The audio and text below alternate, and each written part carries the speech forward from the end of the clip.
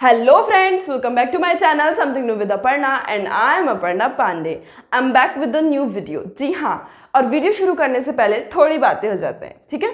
तो मैंने 2 दिन से वीडियो नहीं डाला है, तो आप लोग सोच रहे होंगे कि भाई क्यों नहीं डाला, मैं तो रेगुलर डालती थी। बट अब मैं रेगुलर वीडियो नहीं डाल पाऊँगी बिकॉज़ मैं जो हूँ 10th स्टैंडर्ड में हूँ और इस बार मेरे बोर्ड हैं। तो मुझे थोड़ा सा क्या है ना कि मतलब वीडियो ऐसे तो मुझे ये काम बहुत इजी लगता है और इजीली हो जाता है, बट फिर भी थोड़ी एक्स्ट्रा मेहनत की ज़रूरत होती है, एक्स्ट्रा हार्डवर्क की ज़रूरत है मुझे 10th स्टैंडर्ड में। तो उसके लिए क्या है कि मेरे को थोड़ा टाइम देना पड़ेगा, इसी वजह से मैं रोज़ वीडियो नहीं डाल पाऊँगी। मेरा शेड्यूल रहेगा कि मैं हफ्ते में 3 दिन वीडियो डालूँ। इसके लिए sorry, I am very sorry, but मुझे करना पड़ेगा। पर मैं हफ्ते में 3 दिन वीडियो ज़रूर डालूंगी, ये मेरा कन्फर्म है, ठीक है। तो अब वीडियो शुरू करते हैं। जैसे कि मैंने कहा कि भाई अब मैं 10th स्टैंडर्ड में हूँ और मुझे मेहनत करनी पड़ेगी और मुझे ये काम भी करना है और पढ़ाई भी करनी है। तो बहुत से स्टूडेंट्स ऐसा काम करते हैं, इवन बहुत से स्टूडेंट्स तो सिर्फ पढ़ाई करते हैं, ठीक है। बट हमें ज़रूरत होती है एक टाइम मैनेजमेंट की, जी हाँ, जो हमारी लाइफ में बहुत बड़ा रोल प्ले करता है। और हम हैं कि टाइम मैनेज ही नहीं कर पाते। सबसे ज़्यादा दिक्कत हमको यही आती है और इस वजह से हम काफ़ी पीछे रह जाते हैं। मैं आज स्टूडेंट्स के लिए ही लेकर आई हूँ ये वीडियो कि वो किस तरीके से टाइम मैनेज कर सकते हैं अपनी स्टूडेंट्स की, अपनी जो पढ़ाई होती है ना उसके अंदर पूरे डेली रूटीन किस तरीके का रख सकते हैं, क्या टिप्स होंगे कि जिससे वो टाइम मैनेजमेंट करते हैं। सो बिना किसी देरी के लेट्स स्टार्ट द वीडियो, ठीक है। Make use of daily schedule template to plan your day. अब सबसे पहली बात तो अब जो आपका डेली शेड्यूल है ना वो आपका ज़रूर बनना चाहिए, ठीक है। एक आप लोग शेड्यूल बनाएंगे, डेली शेड्यूल को बनाएंगे और उसको इसमें लिखा हुआ है कि टेम्पलेट टू प्लान और डे। आपका जो डे है उसको पूरे को प्लान करने के लिए आपको एक शेड्यूल बनाना पड़ेगा।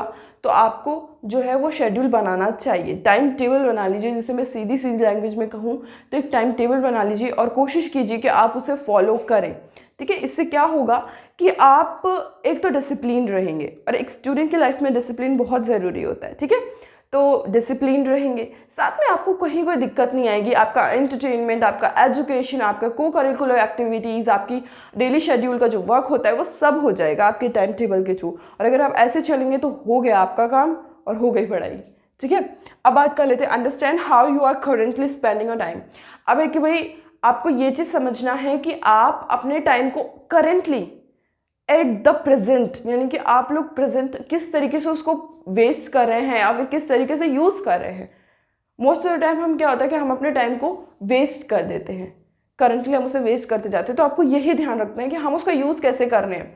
अब हो सकता है आप लोगों के आप लोग फ़ोन के ऐप्स स्क्रॉल कर रहे हो, ये कर रहे हो, वो कर रहे हो, या कुछ ऐसा काम कर रहे हो जिसको कि आपको अभी करने की ज़रूरत नहीं है।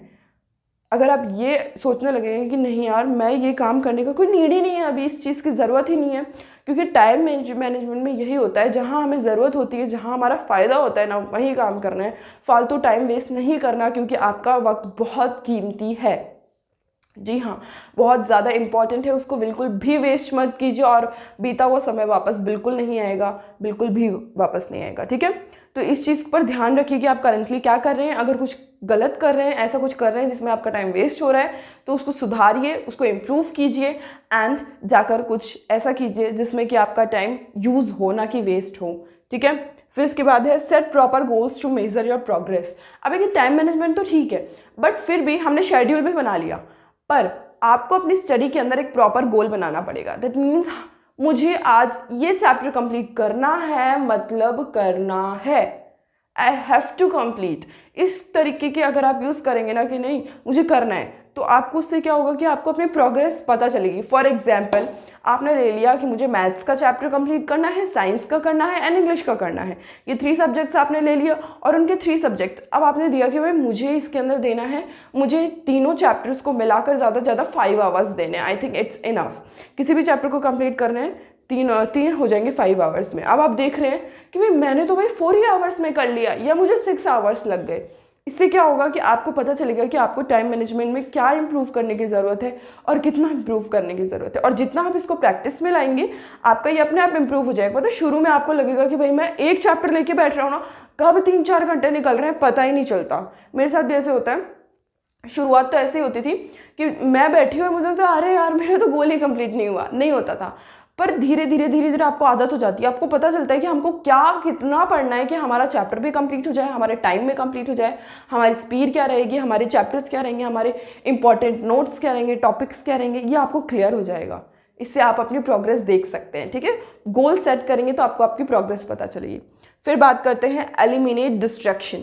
जी हाँ, आपके जितने भी डिस्ट्रैक्शंस हैं उनको दूर कर दीजिए खुद से, उनको पास रखने से कोई मतलब नहीं है। ठीक है, डिस्ट्रैक्शंस जैसे कि मोबाइल फ़ोन हो गया, टीवी हो गया यूजुअली, और जनरली तो यही सब होता है हमारे आसपास अभी राइट नाउ, यही डिस्ट्रैक्शन है। ऐसा नहीं है, डिस्ट्रैक्शन है जैसे कि अब जैसे मान लीजिए अब कोई बुक है, नॉवेल्स है बहुत सारे लोग इसके शौकीन होते हैं, बहुत से बच्चे शौकीन होते हैं कि नहीं नॉवेल्स रीड करना है। वो कभी कभार हमें हमारे सिलेबस से डिस्ट्रैक्ट कर देते हैं। वैसे बुक्स कभी डिस्ट्रैक्ट नहीं करती, वो हमेशा हमें राइट पाथ पर ही लेकर जाती है। बट फिर भी सम टाइम, जैसे कि मैं खुद हूँ ना, तो अब जैसे मैं पढ़ रही हूँ, मुझे लगा कि यार ये बुक, वो मुझे इंटरेस्ट आता है उसमें, तो मैं उसकी तरफ भागती हूँ कि नहीं फटाफट जाओ उसको रीड करो 10 पेजेस। अब पढ़ते जाते और रहते कि अरे यार ये चैप्टर तो रह गया।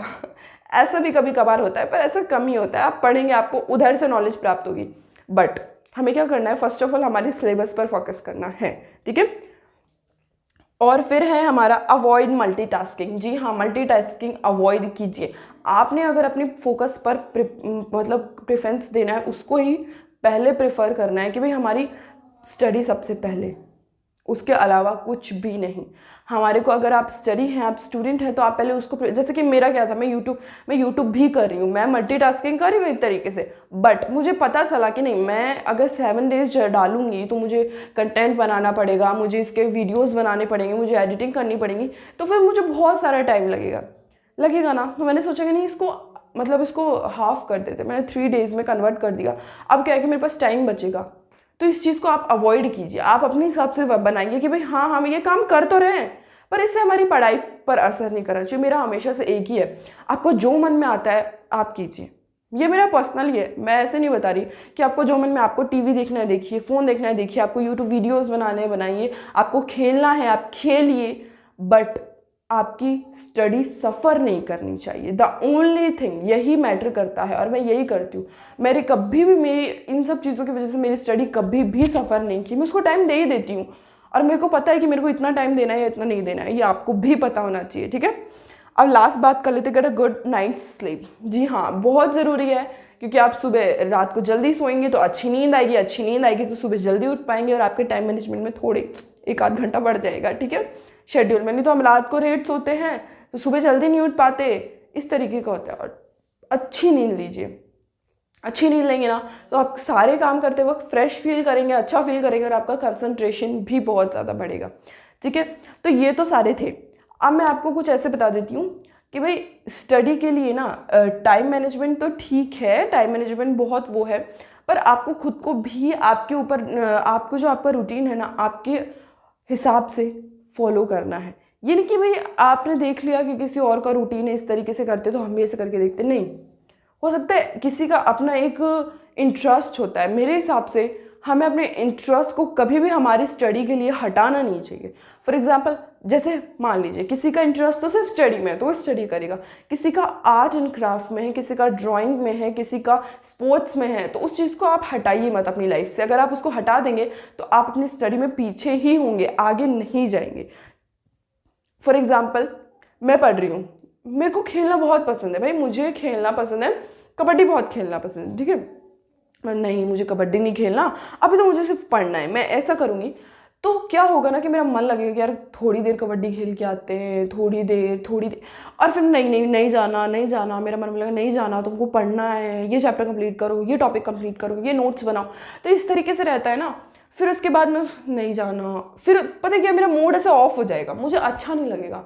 तो आपको, अगर आपको काम अच्छा लगता है ना, जो उसको भी कीजिए, कम से कम 1 to 1.5 आवर तो देना चाहिए, 1.5 घंटा तो हमें देना ही चाहिए उस काम को जो हमें अच्छा लगता है। ये भी मैंने इसमें से नहीं लिया, वो मेरा पर्सनली है कि आपको ऐसा करना चाहिए। ठीक है, तो आई होप कि आप लोगों को ये टिप्स पसंद भी आए होंगे, अच्छे भी लगे होंगे।